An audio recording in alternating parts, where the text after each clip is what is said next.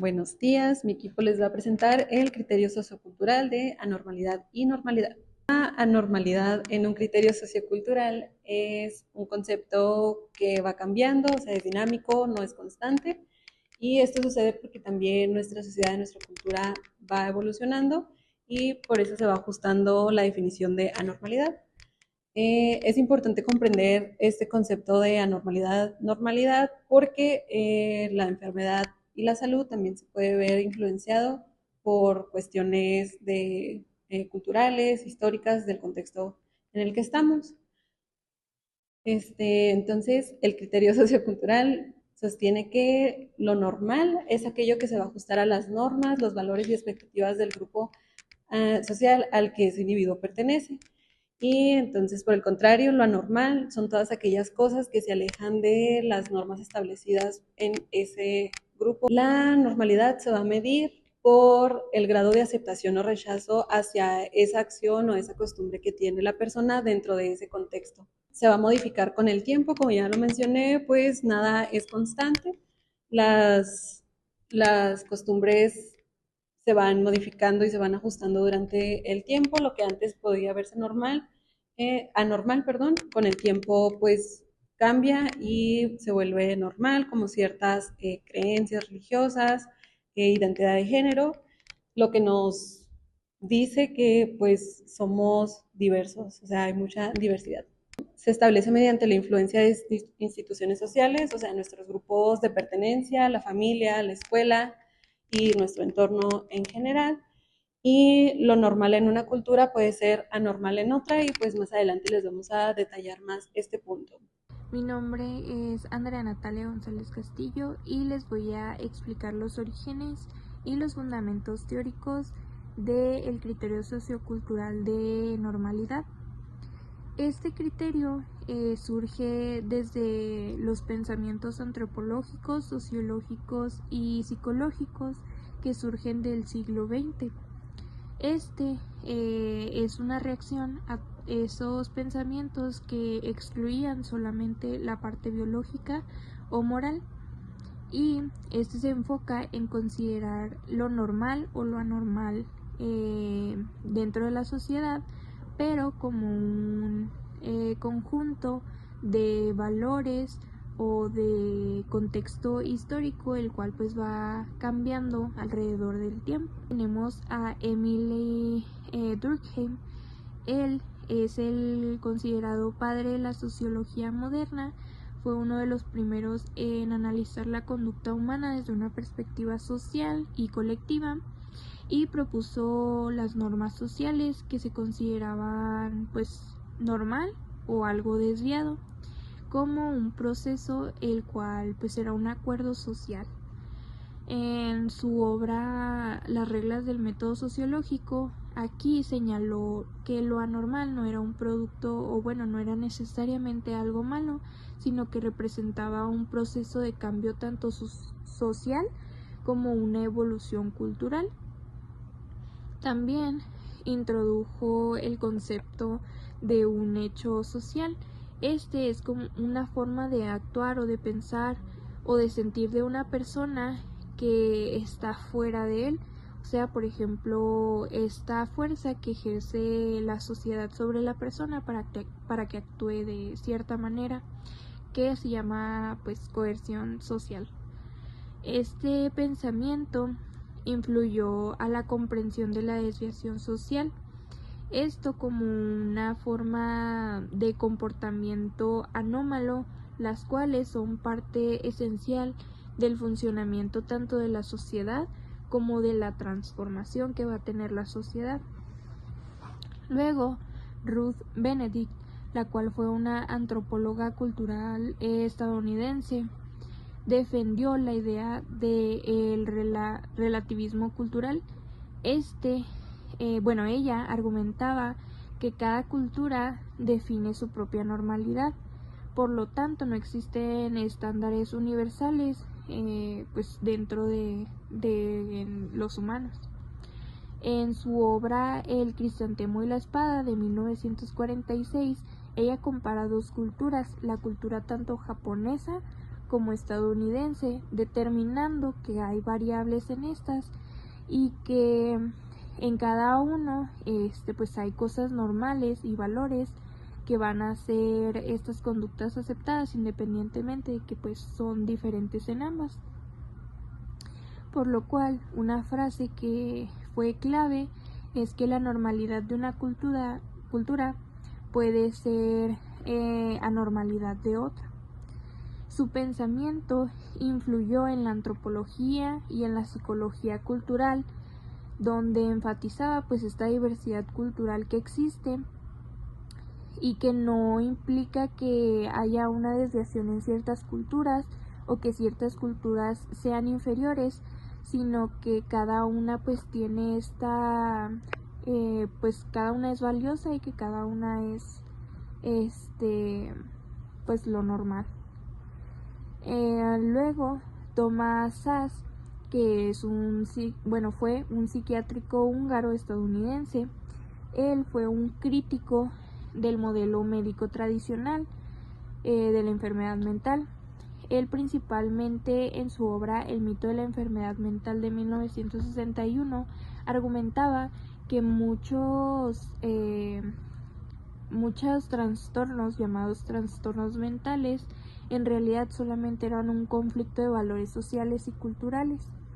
Él cuestionó la psiquiatría, el cómo etiquetaban a ciertas personas de estar enfermas cuando se desviaban de ciertas normas sociales, y considerando que pues cada uno actuaba en forma de que esta manera de etiquetarlos eran una forma en la cual pues nos controlaban como sociedad.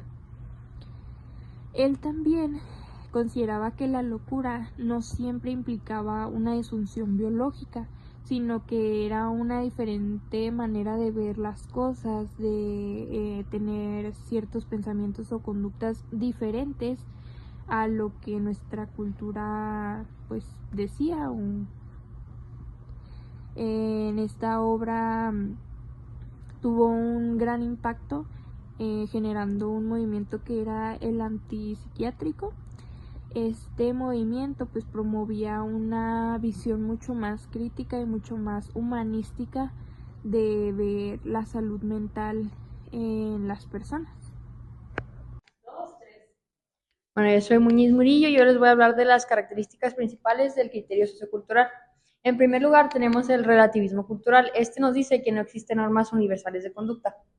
Como un ejemplo de esto sería que en China o en Japón el hacer ruido mientras comes está muy bien visto, y eso significa que te gustó mucho la comida y es como darle un complemento, como un cumplido al chef, ¿no?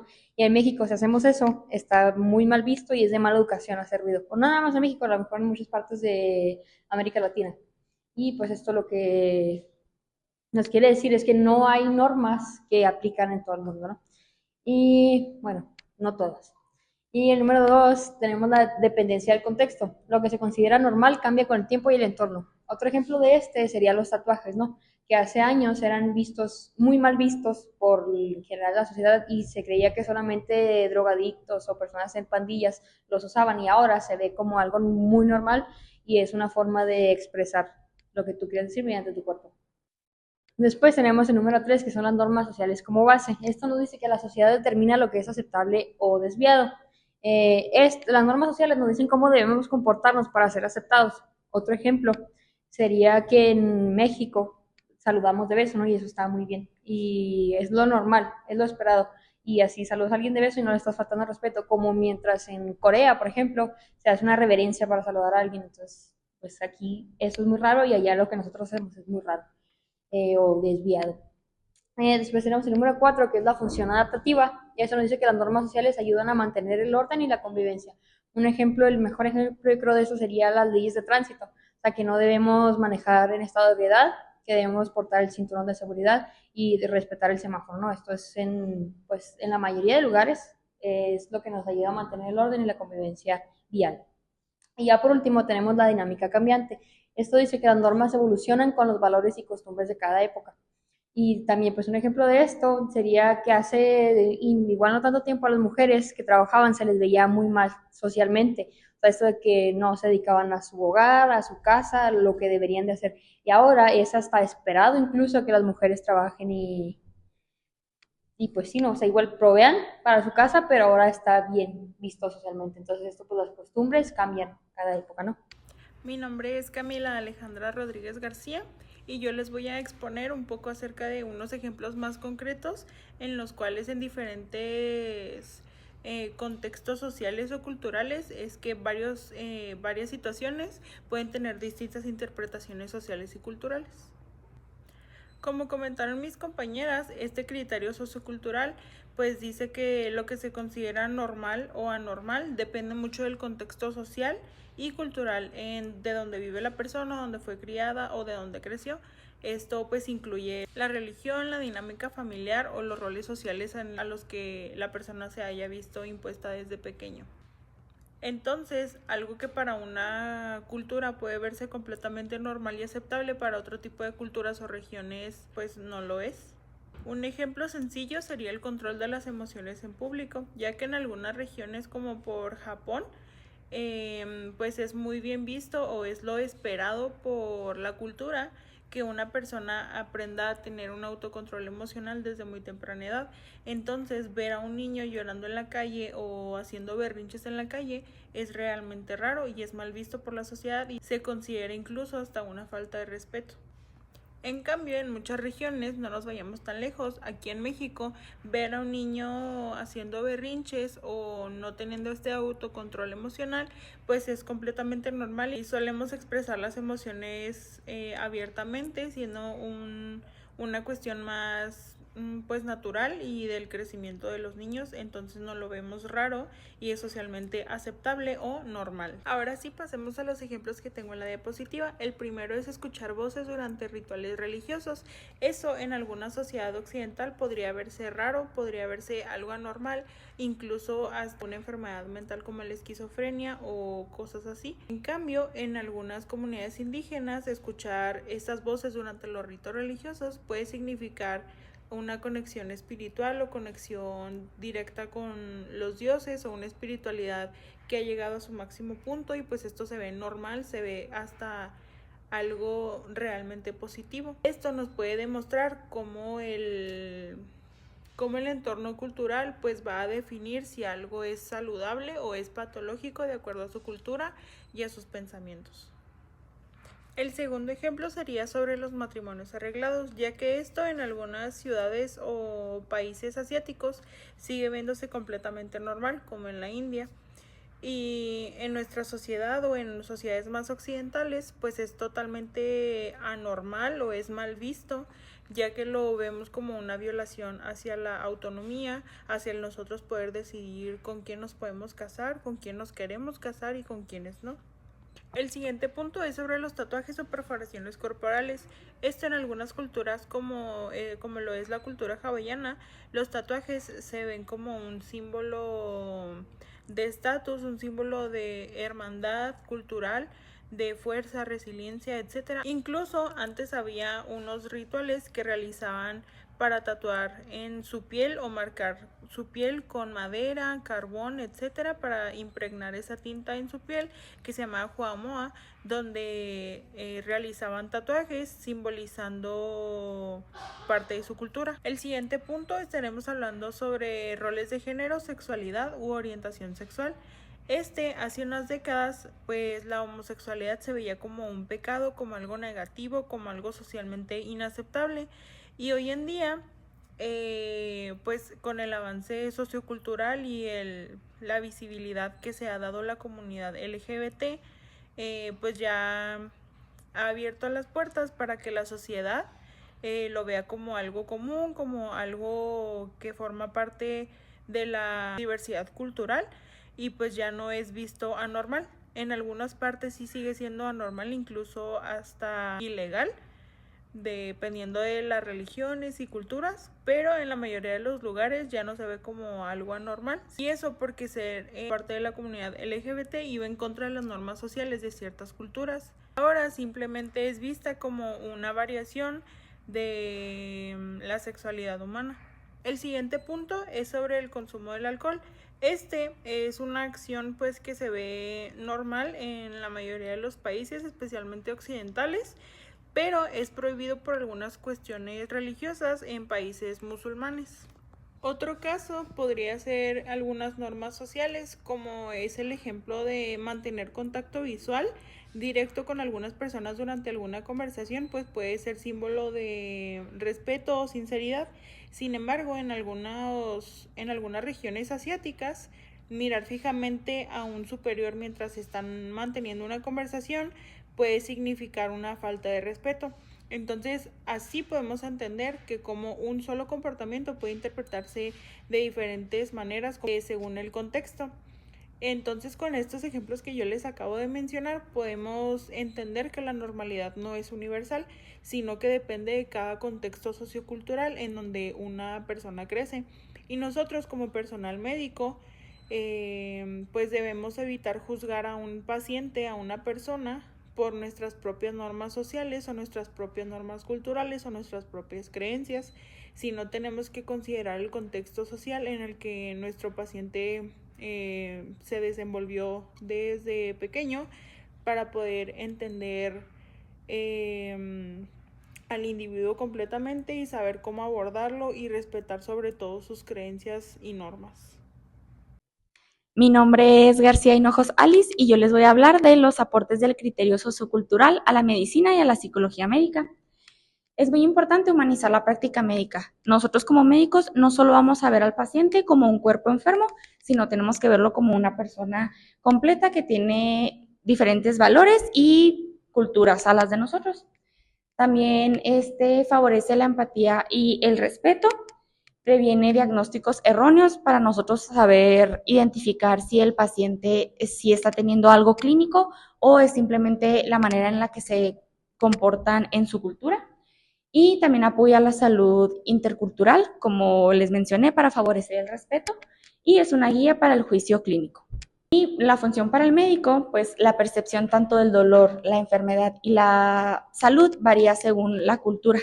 Entonces, lo que se considera normal puede no coincidir con los estándares biomédicos de nosotros como médicos. Y las creencias culturales influyen en la adherencia al tratamiento, la expresión de síntomas y la búsqueda de ayuda.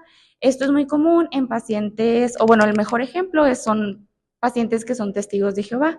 Ellos, por su religión, por sus creencias, por su fe, no pueden aceptar transfusiones sanguíneas. Entonces, si nosotros como médicos no conocemos esa información y sin autorización realizamos una transfusión sanguínea, estamos afectando directamente al paciente tanto en sus creencias como en sus valores y también en la decisión que él tiene como paciente, que es un derecho, aparte de que ya nos podemos meter en un tema legal. Entonces, como médicos es muy importante conocer este tipo de detalles para nosotros, si tenemos ese caso, pues buscar algún tratamiento que se adhiera mejor a las creencias y los valores del paciente.